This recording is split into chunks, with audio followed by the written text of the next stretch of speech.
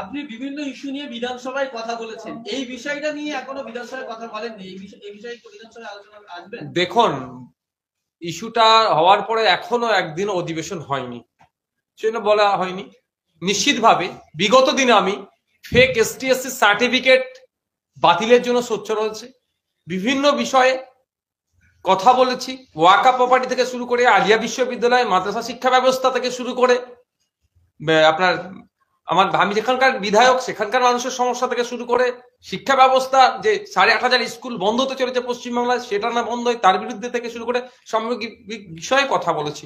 অবশ্যই আমি এই বিষয়ে আগামী সেশন যখন শুরু হবে একজন আইনসভার সদস্য হিসাবে, যেখানে আইন তৈরি হচ্ছে, আইনের সংশোধন হয়, সেখানে যাতে সরকারকে আইনের চড় মেরে কলকাতা হাইকোর্টের বিচারপতি যে রাস্তা দেখিয়েছে সেটা যাতে ঠিকঠাক পালন করে, দ্রুততার সাথে সার্ভে করে West Bengal backward class welfare যে অ্যাক্ট 1993 কে মান্যতা দিয়ে যাতে দ্রুত করা যায় তার কথা বলবো। শুধুমাত্র ছুটে সরকার সুপ্রিম কোর্টে চলে গেল, আমাদেরকে বুঝিয়ে দিল যে সুপ্রিম কোর্টে গিয়ে মামলা করেছি, গ্রামের মানুষদেরকে বললো যে না তোমাদের হয়ে মামলা সুপ্রিম কোর্টে করছি, সেটা করে সস্তার রাজনীতি করতে দেব না, যাতে করে মানুষ উপকৃত হয়। সেই জন্য আইনসভার মধ্যে চিৎকার করব, আর আইনসভার বাইরে যারা আমরা সাধারণ মানুষ আছি তাদেরকে নিয়ে চিৎকার হবে, এবং আইনি লড়াই কোর্টেও লড়া হবে।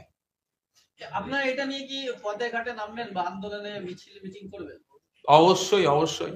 বিগত দিনে ইতিহাস দেখুন না, আর যে কটা আন্দোলন সংগঠিত হয়েছে বা ফল পাওয়া গেছে তার একাধিক টাইপ এর আন্দোলন হয়েছে, সেই আন্দোলনটাও আগামী দিনে হবে। আজকে যা সূচনা হয়েছে, আজকে যারা এসে উঠতে পারেনি, আমাদের ইমতিয়াজ সাহেব আছেন, অধ্যাপক রবিউল সাহেব আছেন, কামরুজ্জামান সাহেব ছিলেন, আরো যারা আছেন, তাদের সাথে আলোচনা চলছে। আগামী দিনে তাদেরকে ঐক্যবদ্ধ করে আমরা আগামী দিনে পথে ঘাট থেকে শুরু করে যেখানে যাবে সেই যে লেভেলের আন্দোলন আছে সবটা গণতন্ত্রকে মান্যতা দিয়ে প্রত্যেকটা লেভেলে আমরা পৌঁছাবো। আপনি দলগতভাবে কোনো ব্যবস্থা কোনো আন্দোলন করবেন? দেখুন, দলীয় পার্টটা আলাদা, সেটা যখন আমাদের রাজ্য কমিটি বসবে সেটা আলোচনা হবে। এখানে আমরা উপস্থিত হয়েছি একটা কমন প্ল্যাটফর্মে, এখানে বিভিন্ন রাজনৈতিক দলের মানুষ আছেন, বিভিন্ন সমাজকর্মী আছেন, প্রফেসর আছেন, ডক্টর আছেন, আইনজীবীরা আছেন, এটা দলগত মানে ঐক্যবদ্ধ হয়ে করছে। কোর্ট যে রায় দিয়েছে সেটা আমরা বুঝতে পারছি, কোর্টের রাজ্য সরকারের কিছু দুর্বলতা ছিল, কিন্তু সাধারণ জনগণ এই রাজ্য সরকার যারা রেখেছে সেই মুসলিম জনগণ কি জাগবে তাদের এই অভিষেক নিয়ে? দেখুন, জাগানোর জন্যই তো আমরা এখানে আসলাম। আমাদের ইমতিয়াজ সাহেব কি বললেন বলুন তো, একদিকে AK-47 মিসাইল নিয়ে আসছে, আর আপনি এখানে ফুল তরকারি গোলাপ নিয়ে থাকে, তার সাথে লড়াই করে পারবেন না।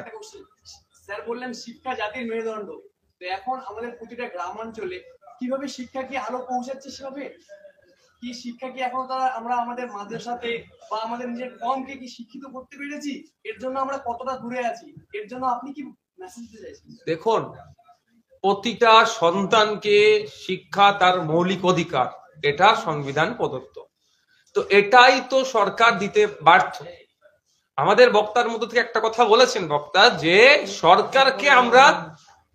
সরকারে আমরা নাই কিন্তু সরকারের কাছ থেকে চাইছি, ফলে আজকে শিক্ষা কেন্দ্র নিচ্ছে। আর একটা বক্তা কি বলেছেন, বাঁকুড়া একটা বাচ্চা যে শিক্ষাটা পেতে যতটা না কষ্ট করতে হচ্ছে, লালগোলার একটা বাচ্চা যতটা না কষ্ট করছে, শহরের বাচ্চা তাদের সহজে অ্যাক্সেস হয়ে যাচ্ছে। এই বৈষম্যটা কাটানোর জন্য আর একটা এখান থেকে প্রস্তাব উঠেছে, শুধু ওবিসি দিয়ে নয়, আমাদের আরো যে সামগ্রিক সমস্যাগুলো আছে, শিক্ষা, স্বাস্থ্য থেকে শুরু করে কর্মসংস্থান থেকে শুরু করে পরিযায়ী শ্রমিকদের থেকে শুরু করে গঙ্গা ভাঙন থেকে শুরু করে যে সমস্ত সমস্যাগুলো আছে, রেলের হকারদের উপরে যে অত্যাচার চলছে, সবটাই নিরসনের জন্য আগামী দিনে আমরা এগিয়ে যাবো।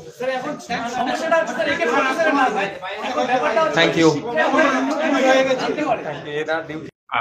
সংরক্ষণের যে নীতিটা নিয়েছিল সেটা বাতিল হলো, সেটা যদি দেখেন যে এইখানে কিন্তু রাজ্য সরকার কোথাও না কোথাও আইনগত দিক থেকে ভুল করেছে, যেই ফাঁক ফোকর দিয়ে এই আইনটা কিন্তু বাতিল হলো এবং এত সংখ্যক মানুষ কিন্তু বঞ্চিত হলো।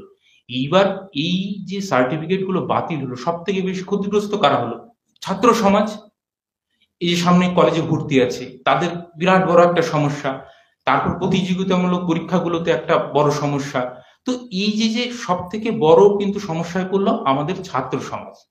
এটা 5 লক্ষ মানুষের শুধু ব্যাপার না, আমাদের 10 কোটি মানুষের এটা প্রসঙ্গ যে বাংলার বুকে এত বড় অন্যায়, একটা জাতিকে পিছিয়ে টেনে হিঁচড়ে নিচে নামিয়ে দেওয়ার যে চক্রান্ত, এবং সরকার এখনো 1 মাস হয়ে গেল কোনো হেলদোল নেই, এইটা চিন্তার ব্যাপার। এবং সেই চিন্তা নিয়ে আমাদের বসা, যখন বৃহত্তর সমাজ এক হবে, আগেও আমরা অনেক লড়াই লড়েছি, এবারে আমরা লড়ব। মুখ্যমন্ত্রী মমতা বন্দ্যোপাধ্যায় বললেন এই রায় আমি মানি না, এর বিরুদ্ধে আমরা সুপ্রিম কোর্টে। উনি তো আইন মানেন না, রায় মানেন না, সিবিআই মানেন না, ইডি মানেন না, শুধু মোদি আর অমিত শাহকে মানেন।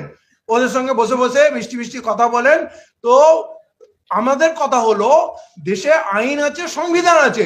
আপনাকে যখন আদালত বলে দিল যে আপনি প্রসেস মেনটেন করেননি, তাহলে আপনি আপনার ভুলটা সংশোধন করবেন নাকি আপনি আদালতের উপরে, আপনি সংবিধানের উপরে?